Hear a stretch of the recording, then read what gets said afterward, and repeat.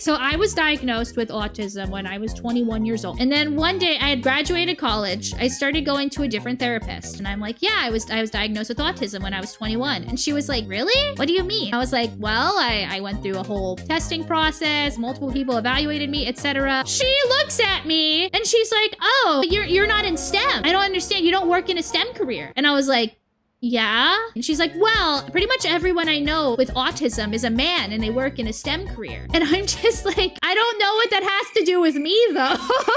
She's like, you probably just have ADHD. Have you tried drinking coffee? It probably relaxes you. And I'm like, it definitely doesn't. I don't know what that has anything to do with. She's like, well, people with ADHD, when they drink coffee, it relaxes them. And I'm like, it doesn't relax me. I have autism. I don't know what to tell you. I'm sorry you don't believe me. She's like, well, you do a very good job of hiding the fact that you have autism. And I'm like, okay, lady.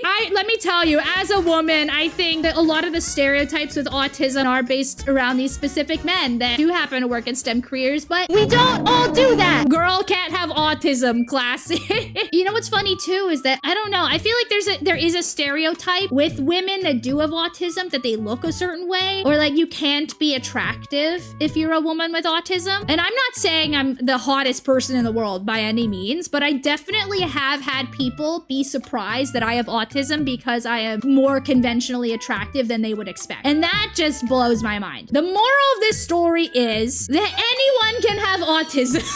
Anyone, any gender, any job, and any ability level, because there are plenty of people on the spectrum that can live independently, that can hold down a job, and that can live what neurotypical people consider a quote-unquote normal life. And yes, there are a lot of people on the spectrum too that cannot do any of those things, but that doesn't mean that because you can, you suddenly don't have autism anymore. You know what I mean? But yeah, TLDR, I have autism.